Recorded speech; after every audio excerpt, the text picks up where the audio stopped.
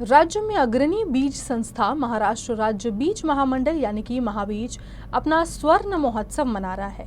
इसके तहत ही नागपुर में खरीफ सीजन विक्रेता सभा आयोजित की गई। इस विशेष कार्यक्रम में नागपुर, वर्धा, भंडारा, गोंदिया, चंद्रपुर और गढ़चिरौली जिलों में विक्रेता शामिल हुए। कार्यक्रम का आयोजन नागपुर के एक प्रसिद्ध होटल में किया गया, जिसकी अध्यक्षता महाबीज के व्यवस्थापकीय संचालक योगेश कुंभेजकर ने किया। इस अवसर पर प्रमुख मार्गदर्शक के रूप में महाव्यवस्थापक डॉक्टर प्रफुल्ल लाहानी और महाव्यवस्थापक विजय देशमुख उपस्थित। उन्होंने विक्रेताओं को खरीफ 2025 के बीज नियोजन, वितरण नीति और शासकीय योजनाओं की जानकारी दी।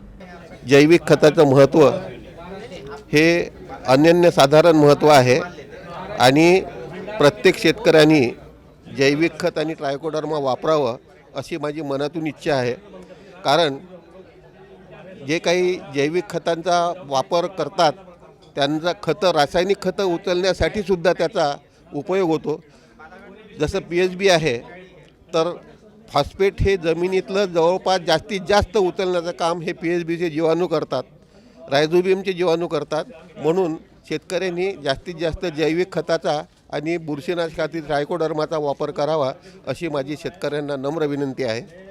आज नागपूर विभागातील सर्व जे 6 जिल्हे आहेत या 6 जिल्ह्यातील महाबीजच्या अधिकृत वितरकांची आपण नागपूर इथे सभा घेतली आणि त्यामध्ये आपण खरीप हंगामासाठी जी जय्यत तयारी केलेली आहे त्याची त्यांना माहिती देण्यात आली। तो की शेतकरी बांधवांसाठी महाबीजने टोटल राज्यभरात 2.5 लाख क्विंटल एवढं प्रमाणित बियाणं उपलब्ध करून दिलेलं आहे आणि हे सर्व प्रमाणित बियाणं केंद्र शासनाच्या साथी पोर्टलच्या QR कोड सहित असणार आहे। ते QR कोड स्कॅन केल्यानंतर शेतकऱ्यांना ही माहिती मिळेल की ते प्रमाणित बियाण्याचं प्रोडक्शन कुठं झालं, प्रोसेसिंग कुठं झालं आणि त्याचे इव्हन जे लॅबमधील टेस्ट रिपोर्ट आहेत ते देखील बघता येतील आणि त्यामुळे एक 100% ऑथेंटिसिटी आणि शुद्ध बियाणं मिळाल्याची एक खात्री शेतकऱ्यांना मिळणार आहे।